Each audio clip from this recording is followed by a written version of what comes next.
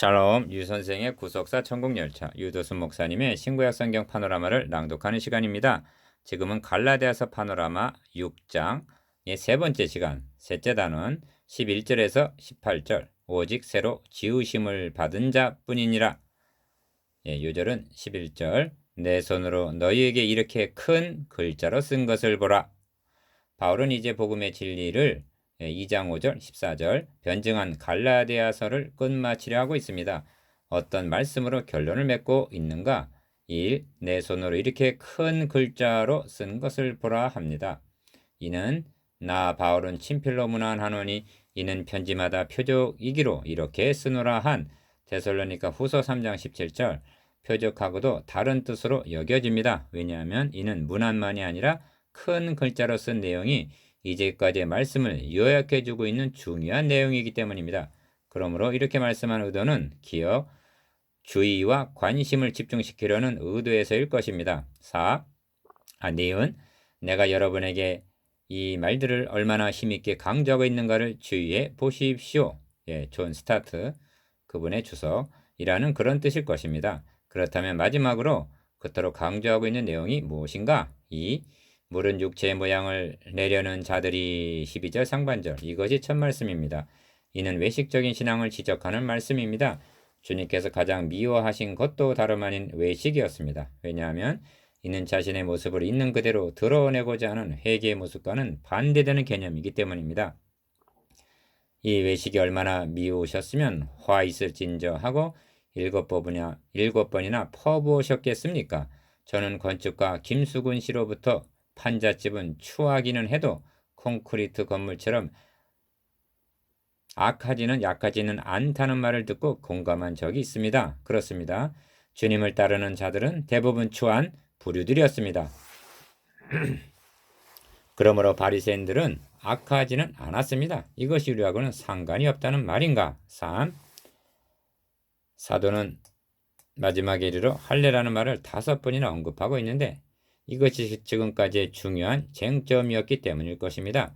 거짓 교사들이 할례를 주장하고 있는 이유 3가지를 들어 말씀합니다. 첫째가 기억, 육체의 모양을 내려하는 자들이라고 말씀합니다. 12절 상반절. 그렇다면 바울이 언급하고 있는 할례란 오늘날 우리에게는 육체의 모양을 내려는 모든 외식적인 행위의 대명사라 할 수가 있습니다. 그러니까 오늘날도 할례당은 있다는 그런 말씀입니다. 이와는 대조되는 즉 바울이 큰 글자로 써서 강조하고자 하는 바가 무엇인가? 니은 할례나 무할례가 아무것도 아니로되 오직 새로 지으심을 받은 자뿐이니라 하고 말씀합니다. 15절 즉 거듭난 자뿐이라는 것입니다. 이는 육체 모양과는 정반대되는 내적인 변화인 것입니다. 할례는 인간이 하는 일이지만 거듭남은 성령님만이 하실 수 있는 역사입니다. 오늘날 우리는 너무나 육체의 모양에 신경을 쓰고 있는 시대를 살아가고 있습니다. 4. 할례를 주장하는 두 번째 이유는 너희로 할례받게 함은 십자가를 인하여 핍박을 면하려 함뿐이라 하십니다. 12절 하반절 십자가를 인하여 핍박을 면하려 함이란 기억, 십자가의 영광스러움을 모르고 있다는 말이요. 나아가 십자가를 부끄러워하고 있다는 것이나 다를 바가 없는 것입니다. 여기에 중대한 기만이 도사리고 있는 것입니다. 현대교회는 니은 십자가를 인하여 핍박을 면하려고 할례를 주장하는 사람은 없습니다.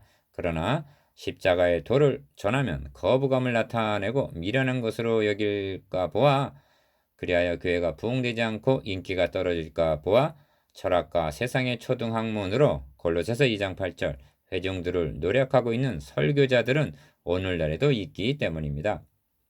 5. 할례를 주장하는 세 번째 이유는 할례받은 저희라도 스스로 율법은 지키지 아니하고 너희로 할례받게 하려 하는 것은 너희의 육체로 자랑하려 함이니라 합니다. 13절 바울의 논리에는 빈틈이 없습니다. 기억 저들이 할례를 주장하면 율법을 지키겠다는 열망에서가 아니라는 것입니다.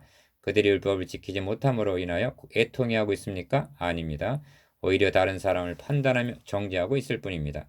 그러면 무엇 때문에 할례를 내세우고 있는가? 니은 자랑거리를 만들기 위해서라는 것입니다. 이런 자들을 가리켜 바울은 손 할례당 빌립보서 3장 2절 즉 살에 손상을 입히는 자들이라고 말합니다. 디귿 바울이 큰 글자로 써서 강조하고 있는 바가 무엇입니까?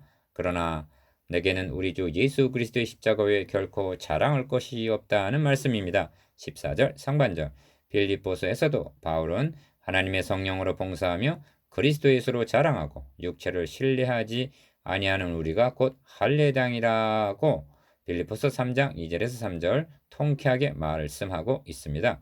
그렇다면 십자가 복음을 자랑하는 것을 지상의 사명으로 여기지 않고 세상 초등학문 같은 것을 자랑하려 한다면 그들은 오늘날의 할례당이라 할 것입니다. 십자가 외에 자랑할 것이 없는 사람.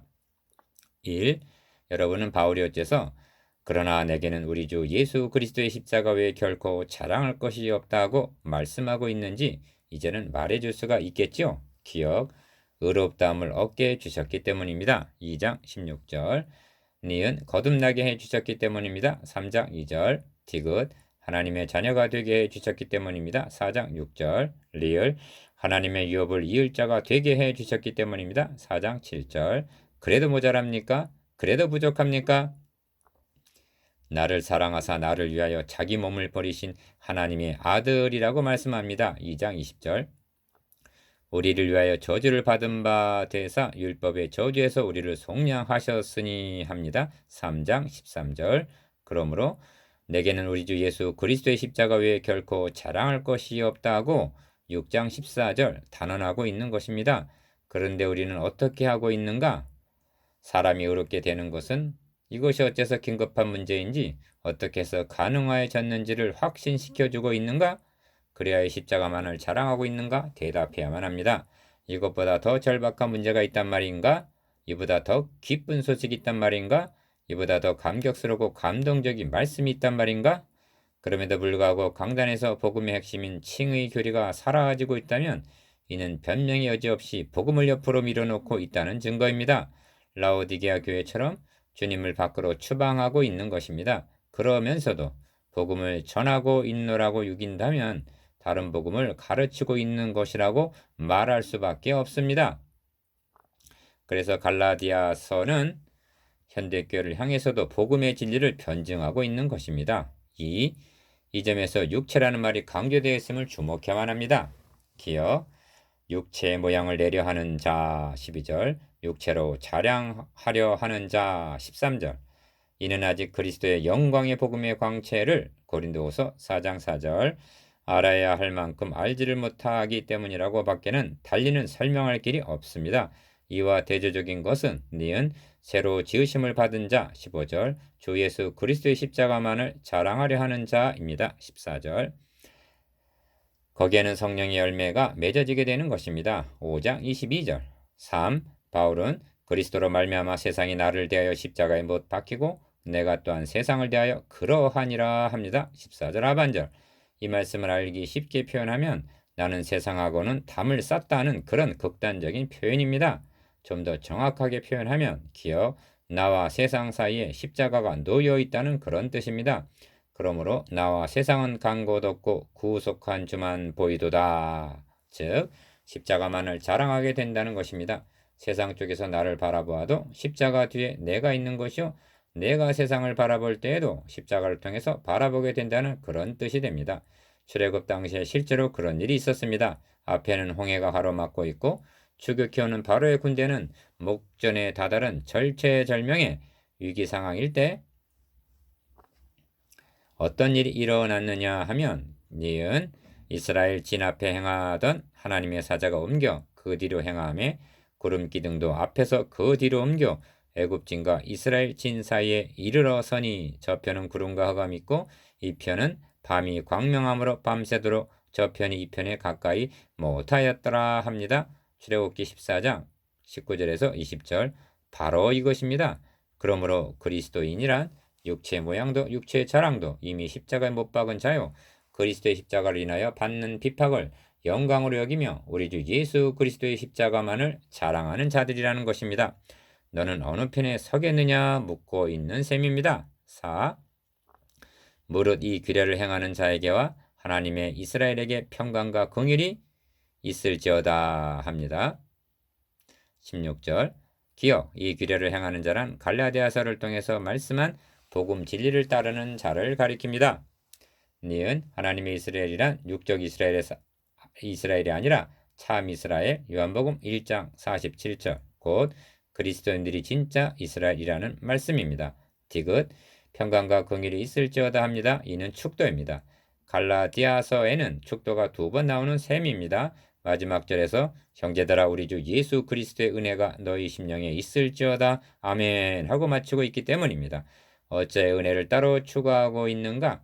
그리스도의 은혜를 속히 떠났던 너희가 1장 6절 이제는 우리 주 예수 그리스도의 은혜 아래 있게 됨을 확신했기 때문일 것입니다. 은혜의 강수가 흘러내리는 그곳에 평강과 긍휼의 꽃이 피게 되는 것입니다. 5. 이후로는 누구든지 나를 괴롭게 말라. 내가 내 몸에 예수의 흔적을 가졌노라 합니다. 17절 바울의 몸에 지닌 예수의 흔적이란 무엇일까? 이를 신비스럽게 해석할 것이 아니라 내가 수고를 넘치도록 하고 옥에 갇히기도 더 많이 하고 매도 수 없이 맞고 여러 번 죽을 뻔하였으니 유대인들에게 40에 하나 감한매를 5번 맞았으며 3번 태장으로 맞고 1번 돌로 맞고 3번 파선하는데 일주야를 기품에서 지냈으며 한 고린도후서 11장 23절에서 25절 그 흔적으로 보는 것이 안전할 것입니다. 그렇다면 바울이 말미에 이 말씀을 하고 있는 의도가 무엇일까요? 이는 당시의 노예들이 몸에 흔적을 지녔듯이 내가 기어 그리스도의 종, 즉 노예라는 증거요. 나아가 그리스도의 사도라는 표라는 의미일 것입니다. 또한 니은 이 편지가 바울의 편지라는 사인이요. 디귿 무엇보다도 이제까지 변증한 복음이 진리임을 몸에 지니고 있는 흔적으로 인을 쳐 보증을 한다는 의미일 것입니다.